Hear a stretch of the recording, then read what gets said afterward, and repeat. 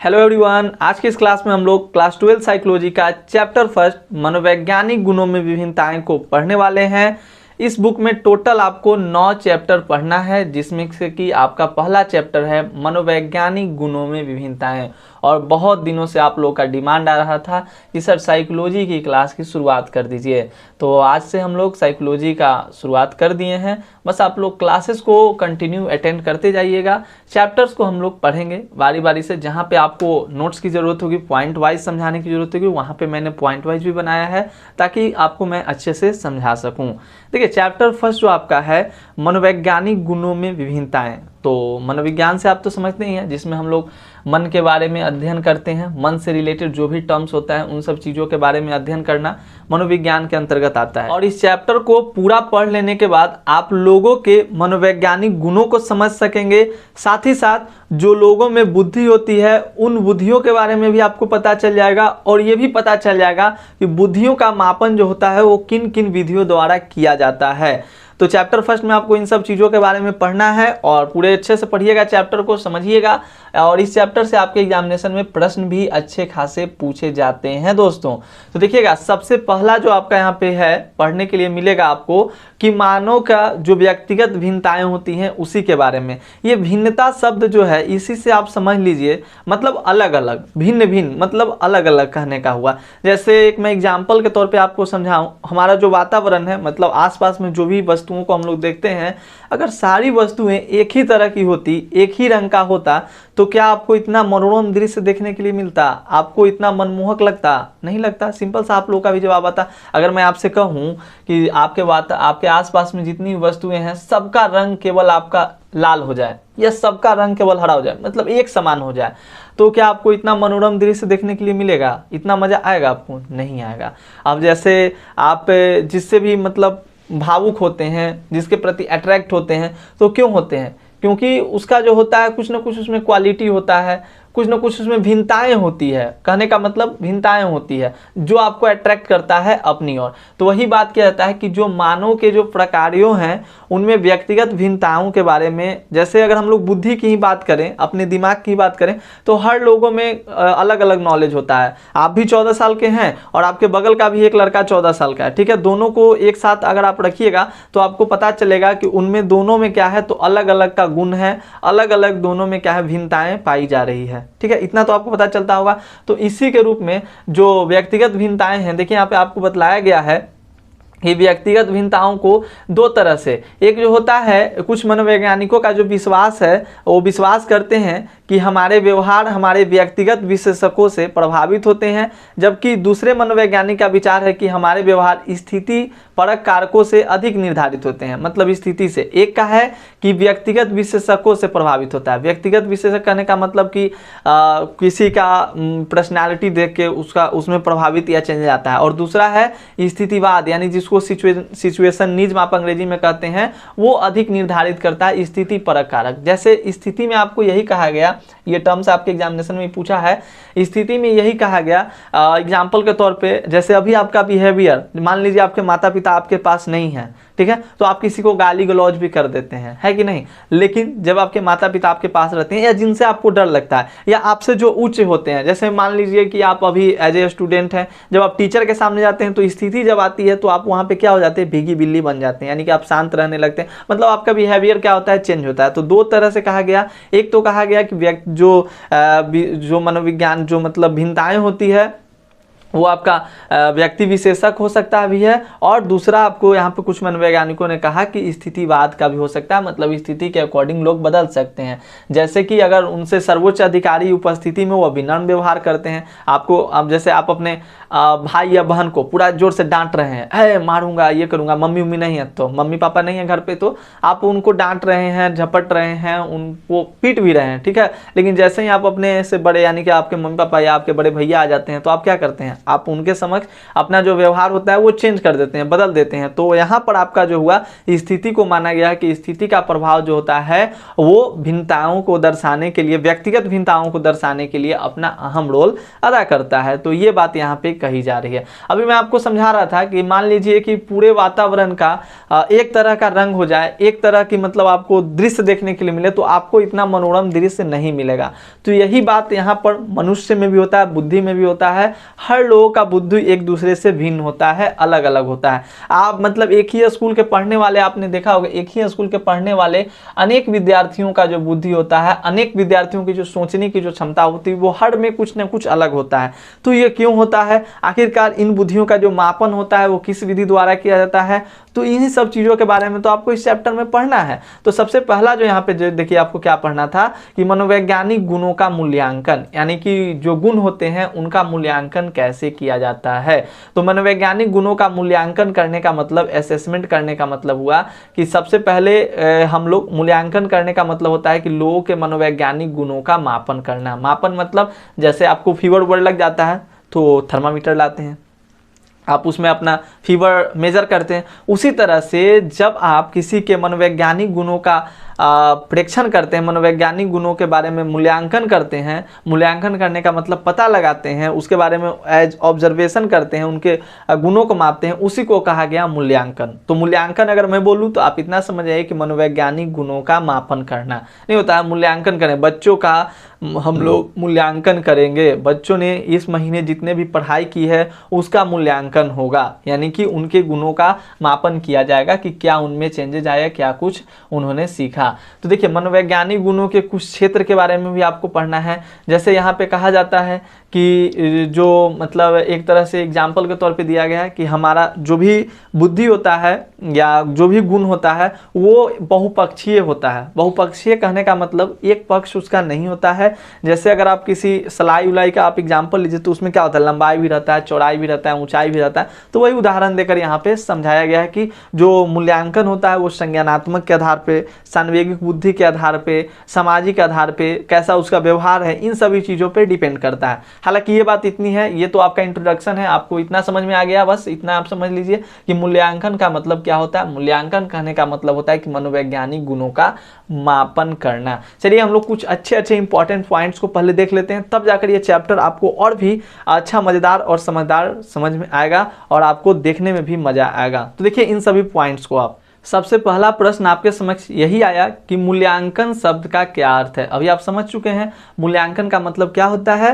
तो मूल्यांकन करने का अर्थ है व्यक्ति के मनोवैज्ञानिक गुणों का मापन करने से है। मैं आपको कंसेप्ट भी दे रहा हूं, साथ ही साथ उसी कंसेप्ट को प्रश्न उत्तर के रूप में भी करा दे रहा हूं, जिससे कि हमारा क्या होगा, जल्द से जल्द सिलेबस खत्म हो जाएगा और हम लोग जल्दी से जल्दी 9 चैप्टर्स को कंप्लीट कर लेंगे और आप एग्जामिनेशन के लिए प्रिपेयर हो जाइएगा। तो आप इन सभी पॉइंट्स को नोट भी करते चलिएगा। तो मूल्यांकन शब्द का क्या अर्थ है बच्चों? मूल्यांकन कहने का मतलब हो गया कि व्यक्ति के मनोवैज्ञानिक गुणों का मापन करना है। क्लियर है? अब देखिए, अब व्यक्ति के मनोवैज्ञानिक गुणों का मापन करते हैं जब हम लोगों में भिन्नताओं को प्रदर्शित करते हैं, तो किसके आधार पर करते हैं? उनकी बुद्धि के आधार पर। तो बुद्धि क्या है भाई? बुद्धि से आप क्या समझते हैं, ये भी बात हमारे समक्ष आ जाती है ना कि आखिरकार बुद्धि का क्या मतलब होता है, बुद्धि का क्या तात्पर्य होता है। तो वही यहाँ पे कहा गया है कि बुद्धि शब्द का तात्पर्य किसी व्यक्ति की अपनी परिवेश को समझने की क्षमता से, विवेकपूर्ण चिंतन करने से और जीवन की चुनौतियों का सामना करने के लिए उपलब्ध संसाधनों को प्रभावी ढंग से उपयोग करने से है। ऐसे देखिए आपको इस चैप्टर में बुद्धि के अनेक डिफिनीशन देखने के लिए मिलेंगे। मनोवैज्ञानिकों ने बुद्धि को हर तरीके से डिफाइन किया, जिसमें से अगर जनरल सा डिफिनीशन देखें हम लोग कि बुद्धि किसे कहते हैं, तो यही जो डिफिनीशन है आपके लिए सटीक है।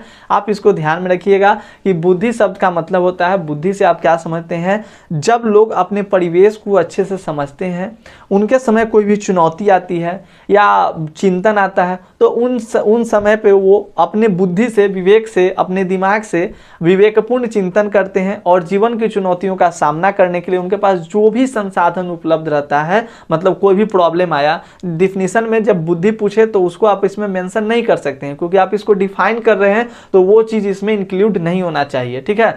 तो बुद्धि शब्द का मतलब क्या हुआ कि जैसे अब बुद्धि वही काम आता है, जैसे बुद्धि का मतलब वही होता है जब आपके समक्ष कोई चुनौती आया और जो वस्तु आपके पास उपलब्ध है उसी के द्वारा आपने क्या किया, दिमाग से विवेकपूर्ण चिंतन करने, सोच समझकर आपने उसी से अपने उस समय को उपलब्ध संसाधनों को यूज करके प्रभावी ढंग से उपयोग करके आप उस समस्या से निजात पा लेते हैं। उसी को ना बुद्धि कहा जाता है। कहा जाता है कि देखा कितना बुद्धिमान था कि उसके समय इतना भी कठिनाई आया फिर भी वो आगे बढ़ता गया, अपनी कठिनाइयों को पार करता गया। तो वही कहता है बुद्धि का मतलब क्या होता है, what do you mean by intelligence. तो बुद्धि शब्द का तात्पर्य किसी व्यक्ति की अपनी परिवेश को, अपने आसपास के परिवेश को समझने की क्षमता से है।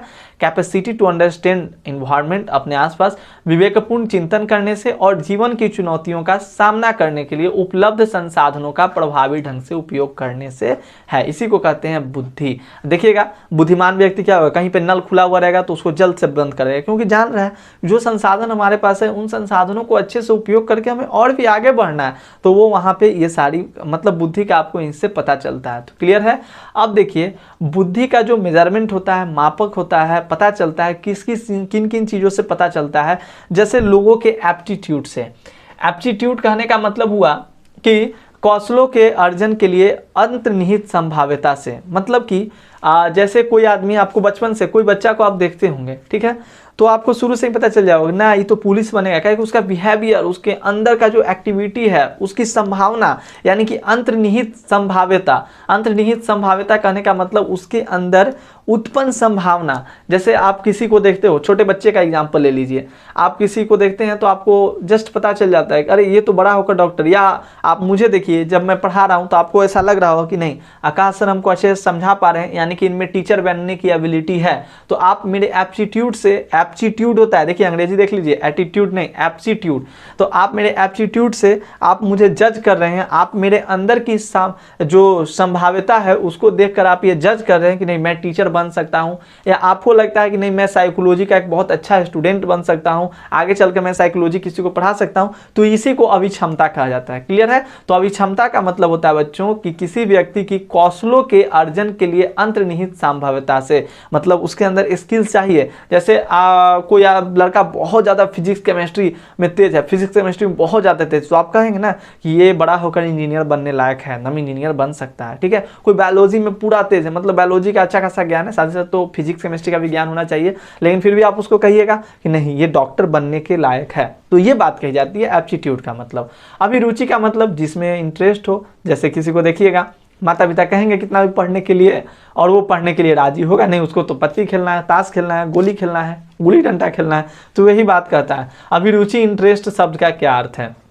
जैसे किसी को देखिएगा, अब या आप ही को, जैसे आपका मान लीजिए कोई सब्जेक्ट होगा जिसमें आपका इंटरेस्ट बड़ा मजेदार होगा, बताइएगा कमेंट में तो आपका कौन सा सब्जेक्ट इंटरेस्टिंग है। तो अभिरुचि का मतलब होता है, अभिरुचि का अर्थ होता है कि व्यक्ति द्वारा दूसरी क्रियाओं की अपेक्षा किसी एक अथवा एक से अधिक विशिष्ट क्रियाओं में स्वयं को अधिक रखने की वरीयता से।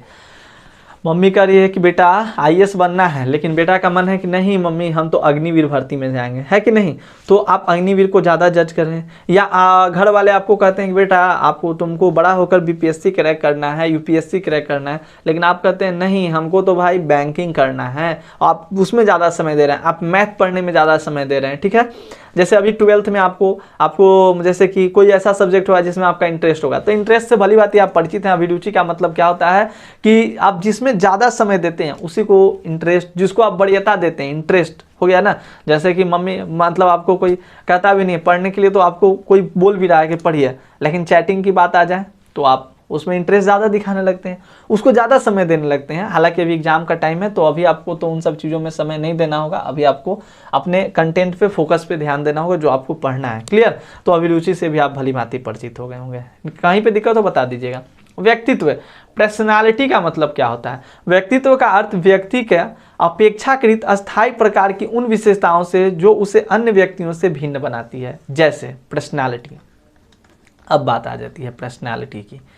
जैसे आप मान लीजिए आप पुलिस थाने में गए, ठीक है, वहाँ का इंस्पेक्टर, जैसे आप कोई नए जगह पे गए, ठीक है, और वहाँ पे मैंने क्या किया, मैंने एकदम बहुत अच्छा काम किया कि वहाँ के जो डॉक्टर थे उनको मैंने पुलिस का ड्रेस बना दिया, और जो पुलिस थे उनको मैंने डॉक्टर का ड्रेस पहना दिया, ठीक है। तो आप वहाँ जाइएगा तो किसे डॉक्टर समझिएगा, क्योंकि आपको पता नहीं है कि आकाश सर ने ये सारी कार्य किए हैं। आप गए डॉक्टर के पास, ठीक है, वहाँ पर जो डॉक्टर था उसको मैंने पुलिस का ड्रेस बना दिया, जो पुलिस था उसको मैंने डॉक्टर का ड्रेस बना दिया, ठीक है। तो आप जाइएगा तो जाते ही किससे मिलिएगा, रियल में तो वो पुलिस है लेकिन वो डॉक्टर की लिबास में है, डॉक्टर के कपड़े में, तो आप उसी से मिलिएगा ना।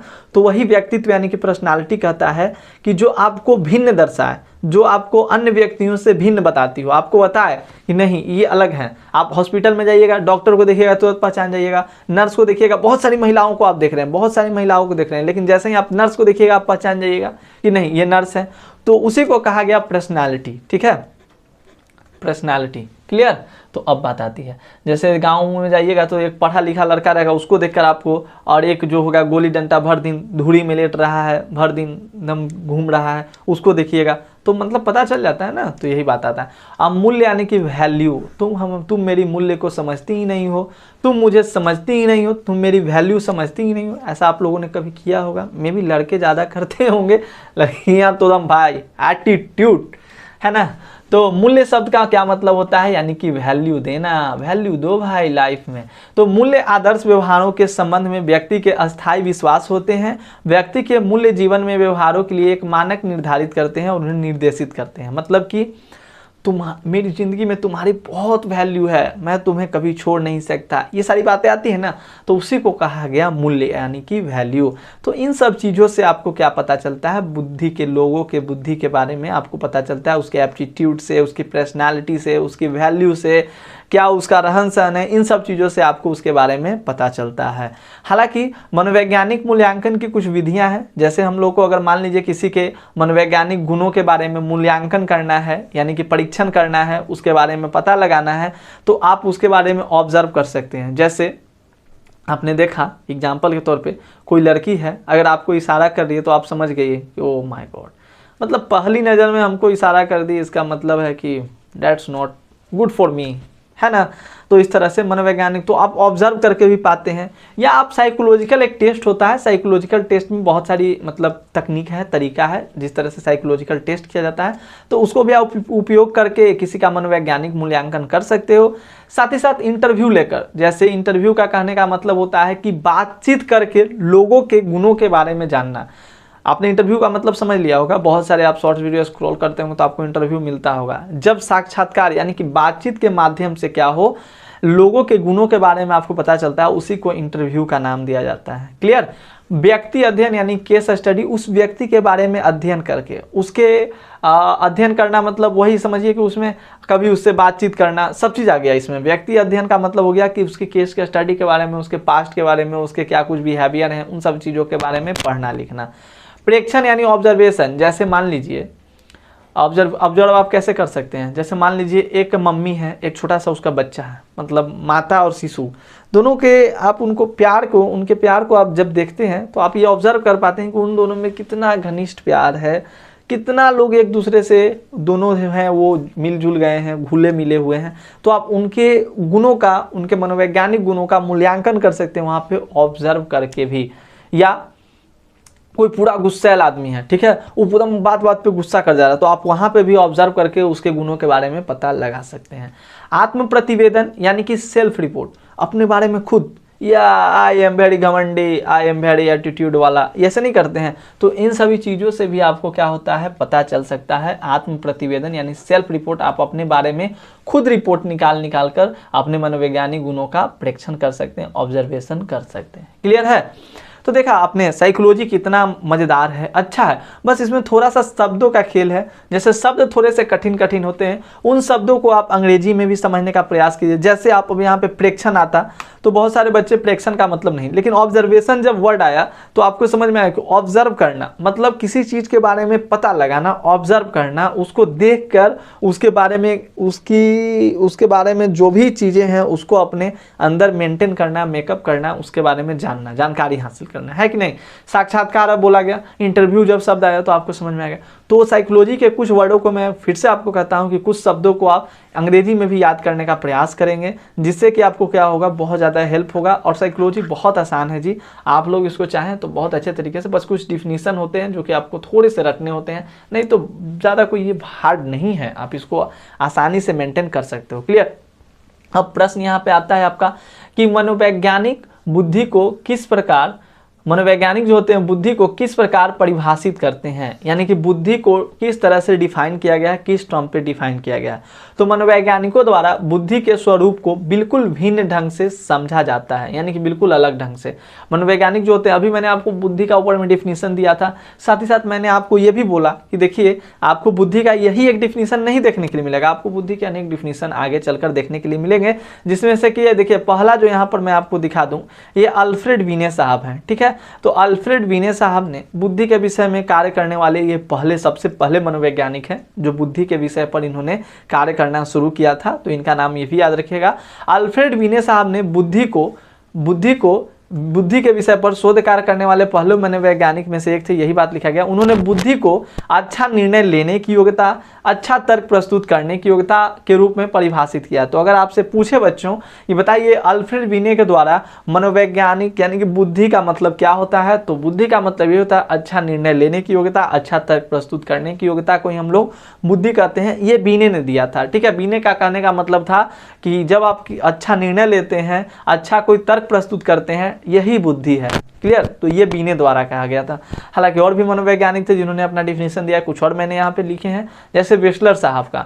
वेस्लर के अनुसार बुद्धि की वह समग्र क्षमता है जिसके द्वारा व्यक्ति सविवेक चिंतन करने से, स्वउद्देश्य व्यवहार करना तथा अपने पर्यावरण से प्रभावी रूप से निपटने में समर्थ होता है। मतलब सविवेक चिंतन करना, अच्छा चिंतन करना। ठीक है, अपने बुद्धि के साथ, अपने दिमाग के साथ अच्छा चिंतन करना, स्व उद्देश्य व्यवहार करना, मतलब कोई भी व्यवहार कीजिए, कोई भी बिहेवियर किसी के साथ कीजिए, उसका कोई ना कोई उद्देश्य होना चाहिए, वो भी अच्छा उद्देश्य होना चाहिए, और पर्यावरण के प्रभावी रूप से निपटने में समर्थ होता है। उसी को वेस्लर के अनुसार बुद्धि माना गया। हालांकि और भी कुछ मनोवैज्ञानिक थे जैसे गार्डनर साहब, स्टर्नबर्ग का, तो इन लोगों ने भी बुद्धि के ऊपर अपना सुझाव दिया है, जैसे कि पर्यावरण के अनुकूल जो व्यवहार करता है और सक्रियता से परिवर्तन और परिमार्जन भी करता है, उसी को इन्होंने बुद्धि कहा है। तो आपको जनरली बुद्धि का डिफिनीशन जो मैंने शुरू में बताया था, ये अच्छा तर्क प्रस्तुत करने की योग्यता, अच्छा सोचने की योग्यता तथा उपलब्ध संसाधनों को प्रभावी ढंग से उपयोग करके मतलब समस्याओं से निपटना, वही जो होता है बुद्धि का अच्छा डिफिनीशन है। आप उसको ध्यान में रखिएगा,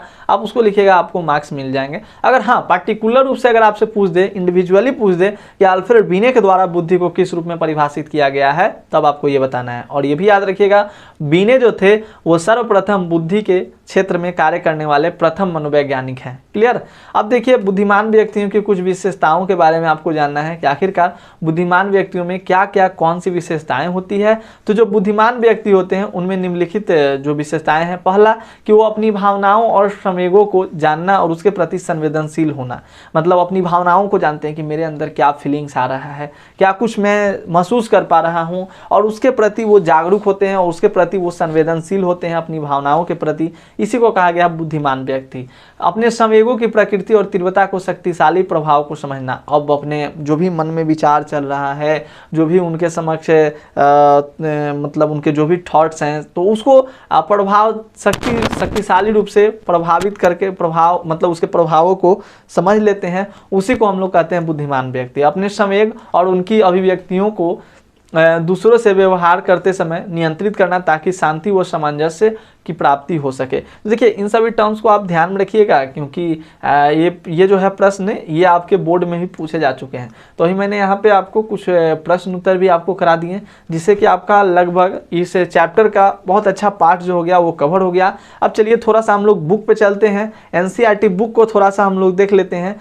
देखिए यहाँ पर हम लोगों ने मनोवैज्ञानिक गुणों का मूल्यांकन तक हम लोग तो समझ चुके थे, ये भी हमारा हो गया। बुद्धि आपने समझ लिया, बुद्धि किसे कहते हैं, इंटेलिजेंस क्या मतलब होता है, मूल्य किसे कहते हैं, अभिक्षमता से क्या तात्पर्य है, अभिरुचि किसे कहते हैं, ये सब आपने समझ लिया। व्यक्तित्व से क्या आपका मतलब है, साक्षात्कार, इंटरव्यू। देखिए मैंने कोई भी टर्म्स को छोड़ा नहीं है। व्यक्ति अध्ययन भी आपने केस स्टडी के बारे में पढ़ा, आत्म प्रतिपदन, सेल्फ रिपोर्ट के बारे में भी आपने पढ़ा, बुद्धि के बारे में आपने पढ़ा। अब बात आती है देखिए कि बुद्धि के सिद्धांत। ठीक है, तो ये बहुत अच्छा टॉपिक है, बहुत ही इंपॉर्टेंट टॉपिक है। इसको आप थोड़ा सा अपने माइंड में मेकअप करके समझते चलिएगा। देखिए कहता क्या है, मैं इसको भी समझाते चलता हूँ कि मनोवैज्ञानिकों ने बुद्धि के अनेक सिद्धांतों को प्रतिपादित किया।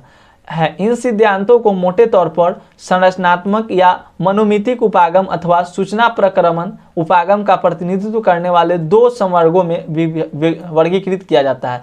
मनोमितिक मतलब साइकोमेट्रिक अप्रोच। जैसे देखिए, वो साइकोमेट्रिक अप्रोच कहने का मतलब है कि किस प्रकार से उनकी योग्यताओं के बारे में जानना, संज्ञानात्मक मूल्यांकन करने का ये जो है वो मेथड टेक्निक बताया गया। मेन जो आपका यहाँ पर बात आता है कि अल्फ्रेड बिने साहब ने एक कारक सिद्धांत प्रस्तुत किया था। ठीक है, अब एक कारक सिद्धांत क्या होता है इसको समझ लीजिए। देखिए, उन्होंने बताया था कि अधिक बुद्धिमान, यहाँ पर देखिए, अधिक बुद्धिमान और कम बुद्धिमान व्यक्तियों की अलग अलग पहचान करने के प्रयासों के अंतर्गत हुई थी। इसलिए बिने ने बुद्धि को योग्यताओं का एक समुच्चय माना, देखिएगा समुच्चय माना, जिसका उपयोग व्यक्ति के पर्यावरण में स्थिति किसी एक अथवा समस्त समस्याओं को समाधान करने में किया जा सकता है। इसी को एक कारक सिद्धांत उन्होंने बताया था, वन फैक्टर थ्योरी। और फिर क्या हुआ था, मतलब उन्होंने एक तरह से बताया कि आंकड़ों का विश्लेषण करना, मतलब ये तो बाद में इनका सिद्धांत जो था विवादग्रस्त भी हो गया था, मतलब उस पर नए नए मनोवैज्ञानिकों ने अपना तर्क प्रस्तुत किया, फिर इनका जो हुआ वो नहीं चला। 1927 में चार्ल्स स्पीयरमैन ने भी द्विकारक सिद्धांत दिया, बुद्धि का द्विकारक सिद्धांत। देखिए, पूछेगा ऐसे आपके एग्जामिनेशन में कि बताइए एक वन फैक्टर थ्योरी किसने दिया है, तो अल्फ्रेड बिने ने। पूछेगा कि चार्ल्स स्पीयरमैन ने द्विकारक सिद्धांत किसने दिया, चार्ल्स स्पीयरमैन ने, कब, तो 1927 में। ये सब याद रखिएगा पॉइंट, अब ये सब मैं नहीं याद करूंगा। देखिए, द्विकारक सिद्धांत में आपको बताएगा कि एक सामान्य कारक होता है जिसको सा कारक कहा गया, और एक जो होता है वी कारक होता है जिसको विशिष्ट कारक होता है जिसको वी कारक कहा गया। सामान्य कारण जैसे कि सा कारक के अंतर्गत वे सभी मानसिक संक्रियाएं होती है जो प्राथमिक हैं और जिनका प्रभाव सभी प्रकार के कार्यों के निष्पादन पर पड़ता है, और उसी में कुछ विशिष्ट होता है। जैसे मान लीजिए आप पढ़ने में तेज हैं, ठीक है, आप पढ़ने में तेज हैं तो आप हो सकता है कि आप सरकारी नौकरी लेंगे या आप कुछ अपने जीवन में अच्छा करेंगे। कोई बच्चा क्या है कि मतलब सिंगिंग में अच्छा है, अभी मतलब सिंगिंग कर रहा है और सारे कार्य कर रहा है, सिंगिंग भी कर रहा है, पढ़ भी रहा है, लिख भी रहा है, सब कर रहा है, तो अभी तो वो सा कारक में आ रहा है, सामान्य प्रकार का है, ठीक है। लेकिन उस सिंगिंग में क्या हो ज़्यादा हो रहा है, उसमें कुछ एक विशिष्ट स्पेसिफिक क्या है, उसमें अलग का एक बुद्धि है कि नहीं, सिंगिंग क्या हो, तो हो सकता है आगे चलकर वो क्या बने, बहुत अच्छा सिंगर बन सकता है। तो उसी को कहा गया वी कारक, यानी एक विशिष्ट कारक होता है, ठीक है, जैसे कि जिसमें वो श्रेष्ठ हो जाता है। जैसे यहाँ पर कहा गया है वी कारक श्रेष्ठ गायक, वास्तुकार, वैज्ञानिक, अब पढ़ने के लिए तो सब वैज्ञानिक वाला शुरू में तो सब काम कर रहा है, वो खिलाड़ी हो गया, तो सा कारक में उच्च स्तर हो सकते हैं, मतलब उसमें कोई एक अच्छा सा स्पेसिफिक बुद्धि आ गया, कुछ अलग से उसमें फैक्टर्स है, कुछ अलग सा उसमें कारक है, विशिष्ट है वो, है ना। तो यही बात को आपको समझना है। और लुईस थर्स्टन साहब ने इसके बाद, देखिए इसके बाद कहता है स्पीयरमैन सिद्धांत के बाद लुईस थर्स्टन साहब ने प्राथमिक मानसिक योग्यताओं का सिद्धांत दिया, theory of primary mental abilities. देखिएगा, theory of primary mental abilities प्रस्तुत किया। इसमें उन्होंने 7 प्राथमिक मानसिक योग्यताएं दी हैं। तो याद रखिएगा, प्राथमिक मानसिक योग्यताएं कितनी होती है, 7 होती है। प्राथमिक विद्यालय में 5वीं क्लास तक होता है, उसमें 2 जोड़ दीजिए तो 7 हो। तो इतना याद रखिएगा, सर बोले थे कि प्राथमिक क्लास में क्या होता है 5 तक होता है, तो 7 तक जोड़ दीजिए, तो वही हो गया। प्राथमिक मानसिक योग्यताओं का सिद्धांत जो हुआ था वो लुईस थर्स्टन साहब ने दिया। एक कारक सिद्धांत अल्फ्रेड बिने, द्विकारक सिद्धांत स्पीयरमैन, और जो यहाँ पर प्राथमिक मानसिक योग्यताओं का सिद्धांत लुईस थर्स्टन ने। तो इस तरह से आप ध्यान रखिएगा, क्या क्या था, वाचिक बोध था, देशिक संबंध था, संख्यात्मक योग्यताएं थी, प्रत्यक्षित गति, शब्द प्रवाह, स्मृति, आगमनात्मक तर्कना। तो इन सभी के बारे में आप थोड़ा थोड़ा पढ़ लीजिएगा, समझ में आ जाएगा। ऐसे मैं आपको बता दूं, वाचिक बोध मतलब ओरल टेस्ट हो गया, यही सब। फिर उसके बाद अभी मैं इसके बारे में बताऊंगा, आपको पढ़ना भी है। आर्थर जेनसन ने बुद्धि का एक पदानुक्रमिक मॉडल प्रस्तुत किया, जिसमें उन्होंने कहा कि योग्यताएं 2 स्तर पर, प्रथम स्तर और द्वितीय स्तर पर कार्य करती है। देखिए, अभी तक आपने 4 मनोवैज्ञानिकों का नाम सुना, अल्फ्रेड बिने, स्पीयरमैन, लुईस थर्स्टन, और आपने यहाँ पे आर्थर जेनसन का नाम सुना, ठीक है। तो आर्थर जेनसन ने पदानुक्रमिक मॉडल प्रस्तुत किया, जिन्होंने उन्होंने योग्यताओं को 2 स्तर में बांटा, प्रथम स्तर और द्वितीय स्तर। फिर क्या हुआ कि जेपी गिलफोर्ड साहब ने भी बुद्धि संरचना मॉडल प्रस्तुत किया। देखिए, जेपी गिलफोर्ड साहब थे, जेपी गिलफोर्ड साहब ने बुद्धि संरचना मॉडल प्रस्तुत किया, स्ट्रक्चर ऑफ इंटेलेक्ट मॉडल, और इसमें बौद्धिक विशेषताओं को 3 विमाओं में वर्गीकृत किया। कौन कौन, संक्रिय, विषय वस्तु और उत्पाद। तो इन तीनों के बारे में भी आपको थोड़ा सा पढ़ना है।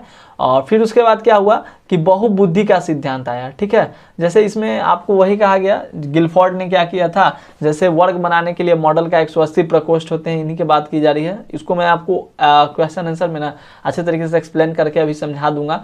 पहले आप इतना समझ लीजिए कि जेपी गिलफोर्ड ने बुद्धि संरचना मॉडल प्रस्तुत किया था, ठीक है। तो जेपी गिलफोर्ड द्वारा बुद्धि संरचना मॉड्यूल को प्रस्तुत किया गया था। साथ ही साथ बहुबुद्धि का जो सिद्धांत था वो हार्वर्ड गार्डनर द्वारा दिया गया था। देखिए यहाँ पर मैंने बोला आपको कि यहाँ पर कुछ पॉइंट्स आपको बहुत अच्छे अच्छे पॉइंट्स हैं जो कि याद करने हैं, और वो आपको याद करना ही पड़ेगा। बिना याद किए हुए कोई पॉसिबिलिटी नहीं बनता। आप क्या कीजिए, एक पेज पे लिख लीजिएगा। पेज पे लिखने के बाद आप उनके नामों को, जैसे कि एक कारक सिद्धांत अल्फ्रेड बिने, चार्ल्स स्पीयरमैन, लुईस स्ट्रेस्टन ने क्या किया, हार्वर्ड गार्डनर ने बहुबुद्धि का सिद्धांत दिया। तो ये सब आपको ध्यान देना होगा। कम से कम उनके नामों के बारे में, उनके सिद्धांतों के बारे में याद रखिएगा। अगर आपको डिफिनीशन ना भी याद हो, क्योंकि डिफिनीशन बहुत कम पूछाते हैं, और ऑब्जेक्टिव में इन सभी से प्रश्न देखिए ना, हर जगह से आपके ऑब्जेक्टिव प्रश्न बन जाते हैं। इसलिए तो साइकोलॉजी में बहुत ज़्यादा प्रश्न बन जाता है हर चैप्टर से। उनके अनुसार बुद्धि कोई एक तत्व नहीं, बल्कि भिन्न भिन्न प्रकार की बुद्धियों का जो है वो एक तरह से अस्तित्व है, और प्रत्येक बुद्धि एक दूसरे से स्वतंत्र रहकर कार्य करती है। इसका अर्थ यह है कि यदि किसी व्यक्ति में किसी एक व्यक्ति की बुद्धि मात्रा अधिक है, तो अनिवार्य रूप से इसका संकेत नहीं करता है कि उस व्यक्ति में हर तरह की बुद्धि का मात्रा अधिक होगा। बहुबुद्धि का सिद्धांत है, मतलब कि जो लोग होते हैं उनमें अनेक प्रकार की बुद्धियाँ होती है। जैसे ऐसा नहीं कि मैं पढ़ाने में अगर अच्छा हूँ या आप पढ़ने में अच्छे हो तो आप खेलने में भी अच्छे होंगे, आप क्रिकेट भी अच्छे खेल लेते हैं, प्यार मोहब्बत करने में भी अच्छे होंगे, है ना। तो इसी बात को यहाँ पे दर्शाया गया। क्लियर। भाषागत यानी लिंग्विस्टिक के आधार पर भी हम लोग बुद्धि को बांट सकते हैं। तार्किक गणित यानी लॉजिकली, और देसी मतलब स्पिरिचुअल भी करके हम लोग, मतलब उसके मानसिक बिंबों का हम लोग प्रयोग करके एक मेथड होता है उसके द्वारा भी कर सकते हैं। तो ये सब बातें। संगीतात्मक मतलब संगीत के आधार पे। शारीरिक गति संवेदी, तो उसके शरीर के बॉडी क्या, उसके लैंग्वेज, जैसे आप क्रिकेट खेलने के लिए आप भेजा दिए, आप बॉल पकड़ा ही नहीं रहा है, बैट से कैच लगी, मतलब गेंद लग ही नहीं रहा है, कैच पकड़ा ही नहीं रहा है, स्टंप हो ही नहीं रहा है, तो उसको में आपका यही कहा जाता है बॉडी लैंग्वेज, उसको आप कह सकते हैं। तो ये बात की जाती है, और उसके नेचर से भी पता चलता है। अब यहाँ पर देखिए एक और आता है बुद्धि का त्रिचापीय सिद्धांत। ये जो हुआ था रॉबर्ट स्टर्नबर्ग द्वारा दिया गया था। नाम देखिएगा कब, तो 1985 में इन्होंने त्रिचापीय सिद्धांत दिया था, और इन्होंने बुद्धि को परिभाषित किया था। बुद्धि वह योग्यता है जिसमें व्यक्ति अपने पर्यावरण के प्रति अनुकूलित होता है, अपने तथा अपने समाज और संस्कृति के उद्देश्य को पूर्ति हेतु पर्यावरण के कुछ पक्षों का चयन करता है, उन्हें परिवर्तित करता है। इस सिद्धांत के अनुसार मूल रूप से बुद्धि 3 प्रकार की होती है, घटकीय, अनुभाविक तथा सांदर्भिक। घटकीय बुद्धि क्या होता है, कॉम्पेंशियल इंटेलिजेंस। इसमें क्या होता है, जैसे कि देखिए घटकीय कहने का मतलब हो गया कि घटकीय या विश्लेषणात्मक बुद्धि द्वारा व्यक्ति किसी समस्या का समाधान करने के लिए प्राप्त सूचनाओं का विश्लेषण करता है, मतलब जो भी उसके पास सूचना है उसी का विश्लेषण किया, ठीक है। ये घटकीय बुद्धि आपका हो गया।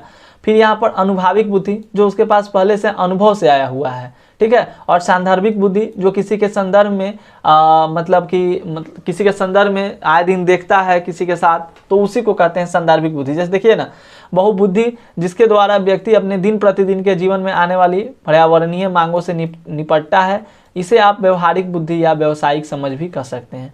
तो इतना आपको बुद्धि के बारे में। तो देखिए बुद्धि के बारे में कितना मतलब इंपॉर्टेंट टर्म है। यहाँ पर सांदर्भिक बुद्धि के बारे में, अनुभाविक बुद्धि के बारे में, घटकीय बुद्धि के बारे में बताया गया है।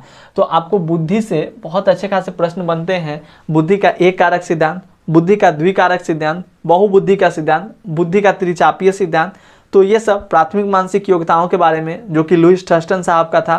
तो इन सब चीज़ों के बारे में आपको अच्छे से ध्यान रखना होगा। हालांकि ये वीडियो काफ़ी ज़्यादा लंबी हो चुकी है, आधा घंटा से भी ज़्यादा का क्लास हो चुका है, तो हो सकता है आपको आपके ऊपर भी बाहर जा रहा होगा। तो आज का आपका वर्क यही है बच्चों, आप क्या कीजिएगा कि जितना भी मैंने बुद्धि से रिलेटेड आपको टर्म्स पढ़ाए हैं, सबको अपने पेज अपना एक ओपन कीजिएगा, ठीक है। एक पेज खोलिएगा, सादा पेज, उसमें आप बुद्धि से रिलेटेड सारे प्रश्नों को आप इधर ऐसे, मतलब कि एक कारक सिद्धांत किसने प्रस्तुत किया, इधर उनका नाम लिखिएगा। द्विकारक सिद्धांत किसने किया, बहुबुद्धि का सिद्धांत किसने दिया, बुद्धि का त्रिचापीय सिद्धांत किसने दिया, प्राथमिक मानसिक योग्यताओं के बारे में किसने बताया, प्राथमिक मानसिक योग्यताएं कितनी होती है, इन सभी चीज़ों को आप पॉइंट वाइज में लिख लीजिएगा और इसको पूरा रट लीजिएगा। आपको 2 दिन का समय मिलता है, 2 दिन बाद फिर से आपकी एक नई वीडियो आएगी। जो यहाँ पर जो आपकी क्लासेस है, ये जो आपका बुद्धि की योजना, अवधान, भाव प्रबोधन तथा सहकालिक अनुक्रमिक मॉडल है, जिसको आप पास मॉडल भी कहते हैं, तो पास मॉडल के बारे में आपको नेक्स्ट क्लास में पढ़ाया जाएगा। अगर आपको वीडियो अच्छी लगी तो वीडियो को लाइक कीजिएगा, चैनल पर नए होंगे चैनल को सब्सक्राइब कीजिएगा और जितना मैंने आपको वर्क दिया उतना वर्क को जरूर से जरूर कंप्लीट कीजिएगा, तभी जाकर आपको ये चैप्टर अच्छे से समझ में आएगा दोस्तों और आप आगे बढ़ पाइएगा। क्योंकि साइकोलॉजी आपको बहुत हार्ड लग रहा है, जब तक आप नहीं कंप्लीट कीजिएगा तब तक साइकोलॉजी आपको आसान नहीं लगने वाला है। क्लियर? तो मिलते हैं हम लोग अगले क्लास में, तब तक के लिए धन्यवाद। जय हिंद, जय भारत।